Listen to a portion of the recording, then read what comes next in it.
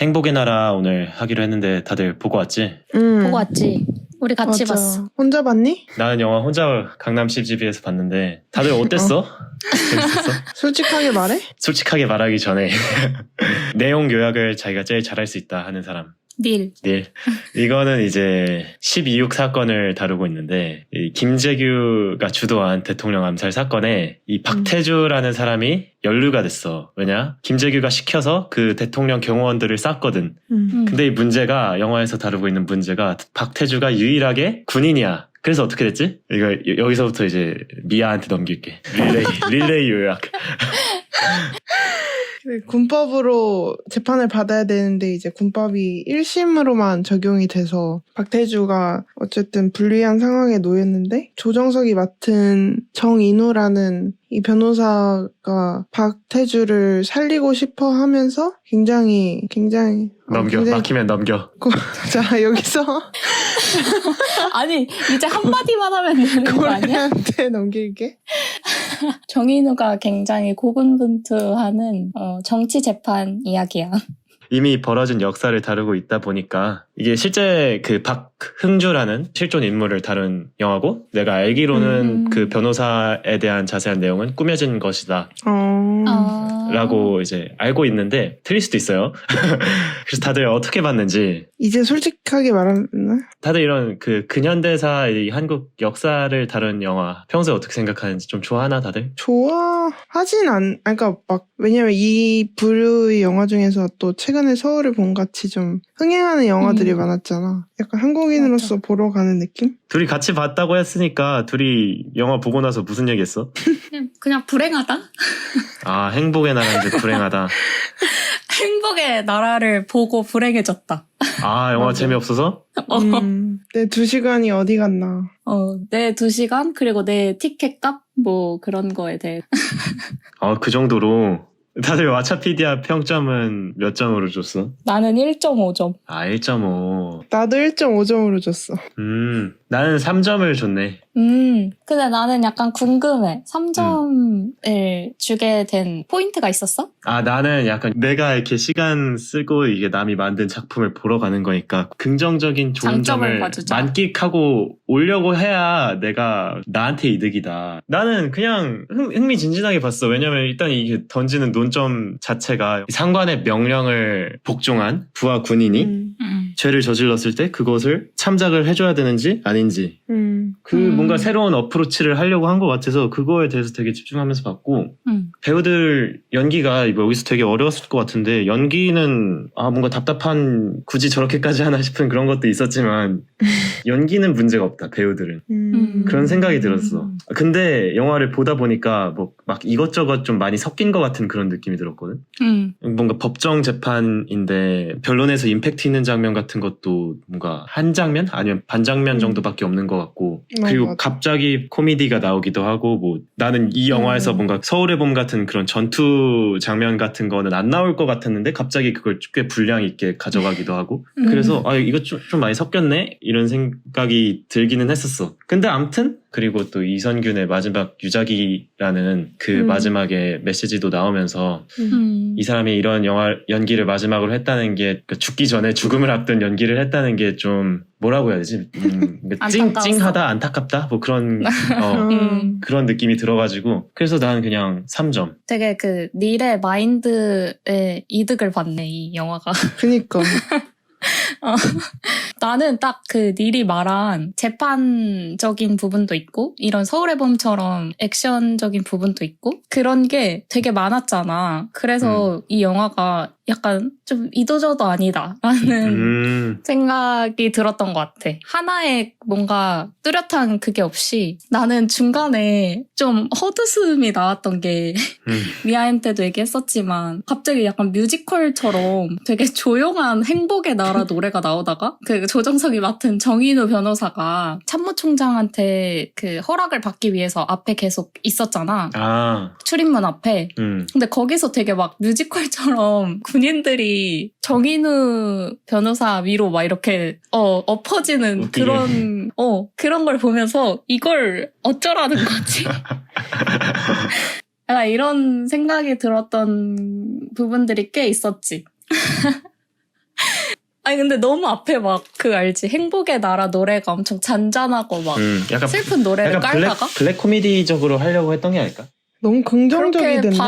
그니까 근데 아무튼 결과적으로 그 관객의 입장에서는 죽도 밥도 안 됐다. 그렇지. 개인적으로는 그렇다. 뭐 이해가 많이 되는 부분이기도 하네. 근데 나는 1.5점을 준 결정적인 이유가 2점까지는 그래도 내용에 대해서 아니 왜 이렇게 만들었지? 했을 때 2점을 주고 1.5점은 아 영화를 왜 이렇게 찍었지? 어떻게 투자를 받았지? 맞아. 약간 좀 영화 자체에 대해서 뭔가 의문이 생기는 영화들은 1.5점을 주는데 이거는 나는 애초에 말하려는 게, 그러니까 그 사건을 다루는 건 알겠는데, 그러면 그 사건을 긴장감 있게 서울의 봄처럼 다루던가, 아니면, 아니면 그냥 조정석을 캐스팅했으니까 아예 웃긴 포지션으로 가겠다. 이 사건을 좀 재밌게 다뤄보겠다. 둘 중에 하나의 스탠스라도 취했으면 뭔가 2점까지 줬을 것 같은데, 나는 이 영화가 너무 이제 스토리가 짬뽕되고, 그리고 진짜 죽도 밥도 아니게 됐다라고 생각을 해서 보면서 좀 화가 났던 것 같아.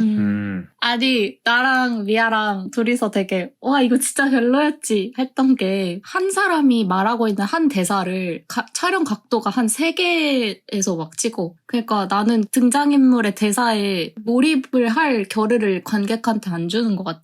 그리고 막 샷도 되게 너무 클로즈업해서 찍는다던가 왜 이렇게 찍었지? 하는 그런 게 있어서 살짝 보면서 좀 거슬린다. 아니, 어쨌든 우리는 미디어과 학생들이니까 그런 촬영 기법에 대해서 배웠잖아. 그치. 근데 왜 이렇게 찍으셨을까? 의도를 모르겠다. 약간 이런 그런 게 있었어. 맞아. 나도 사실 그건 인정. 나도 그 영화 스크린이 아니라 그 프레임을 자꾸 약간 봤었거든. 겉에를.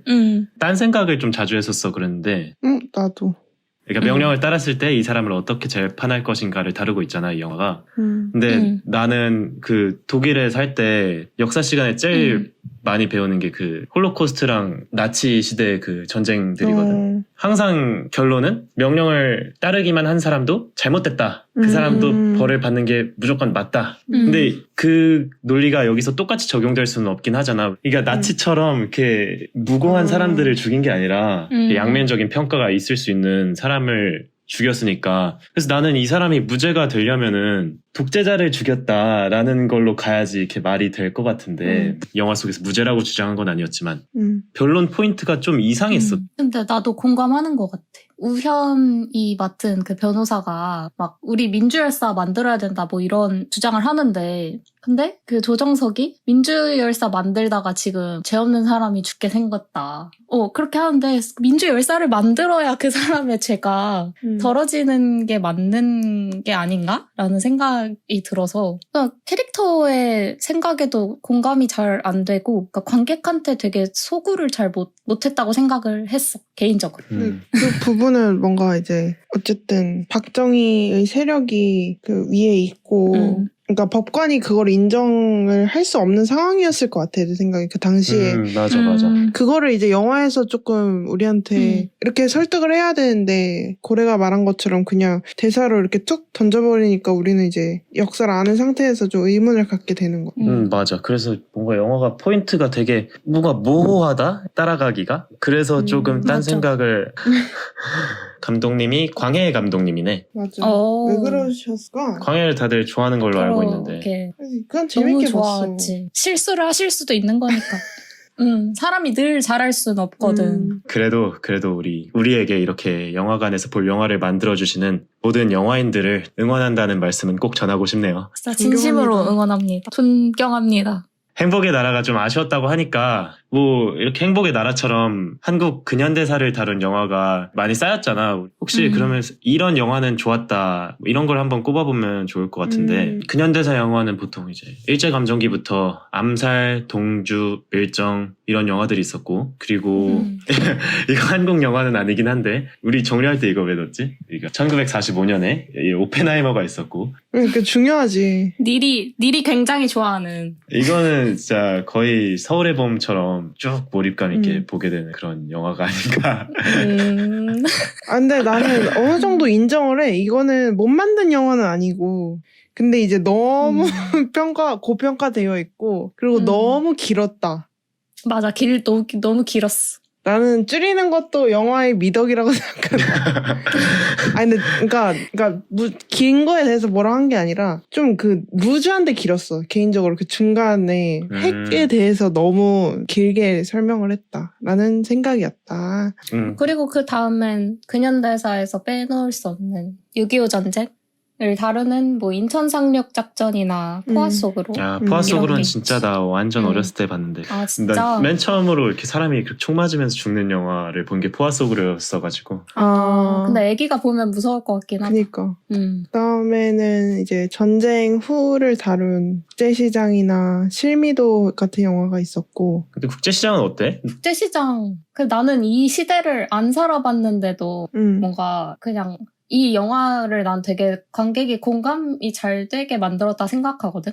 그래서 되게 일단 많이 울었고 너무 좀 안타깝기도 했고 뭐 우리 위의 세대 분들에게 약간 감사하다 뭐 이런 마음도 들게 했던 그러니까 좋게 만든 영화인 것 같아. 난 요즘 행복의 나라를 보고 국제시장도 신파 영화잖아. 그런 뭔가 가족들에 대한 얘기. 요즘 행복의 나라를 보고 신파 영화가 그래도 좀 공감이 되게 만든 영화다. 이런 행복의 나라 같은 뭐 것보다는 낫다. 그래서 나는 국제시장도 지금 생각해보면 되게 괜찮게 만든 영화라고 생각해. 다른 시각이 또 생겼네. 그 다음에는 이제 유신시대나 군사독재시대라고 말하는 12.6 사태나 1.12 사태를 다룬 남산의 부장들, 행복의 나라, 서울의 봄. 약간 뭔가 트릴로지가 된 것 같아. 그치. 행복의 나라가...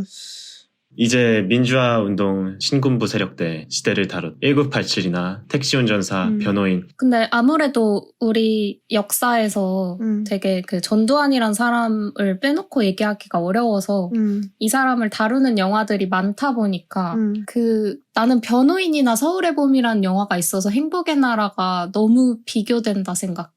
이 시대를 다룬 잘 만든 영화들이 있어서 이렇게 만들 수밖에 없었나. 그니까 맞아. 나는 그때 당시에는 그냥 왜 이렇게 뻔해 이랬는데 뭔가 기억 남을 장면들을 만들어 준다는 게 택시 운전사도 이걸 보고 뭔가 나 그 인터뷰를 봤었거든. 무슨 전두환을 묘사하는데 약간 악의 평범성을 막 보여주고 싶었다. 그런 내용을 좀 본 것 같은데 뭐 택시 운전사에서 그 엄태구가 그 번호판 보고도 모른 척 해주잖아. 맞아. 뭔가 그런 장면을 딱 내가 뭔가 평범성이라니까 딱 떠올랐거든. 그걸 보고. 그래서 그런 장면을 넣은 것 자체가 영화가 잘 만든 영화라고 생각했어. 80년대에는 살인의 추억이나 헌트 같은 영화들. 그리고 이제 90년대에는 뭔가 역사 영화라기보다는 90년대 일어난 사건들을 다룬 영화. 범죄와의 전쟁이랑 삼진그룹 영어 토익반, 그다음에 뭐 모가디슈. 그래도 좀 흥행한 영화들이 있었고. 이제 IMF를 다뤘던 영화 중에 대표적으로 국가부도의 날, 유아인, 그 김혜수 나왔던. 그치 김혜수 나왔던. 이 전체 시대를 아우르는 영화로 더킹이 있었던 것 같아. 다들 여기서 뭔가 그냥 하나씩 제일 좋았던 거 뽑아볼까? 나는 그냥 그 영화관에서 봤던 영화 기준으로는 1987이 나는 되게 그래도 재밌게 봤던 것 같아. 고위 관직자들도 나오면서 다 같이 뭔가 시위하는 장면으로 끝이 나잖아. 그래서 뭔가 난 되게 순서대로 되게 잘 만들고 캐릭터들도 뭔가 지금까지 기억이 남는 영화다라고 생각을 해서 이게 뭔가 좀 그래도 재밌게 본 것 같아.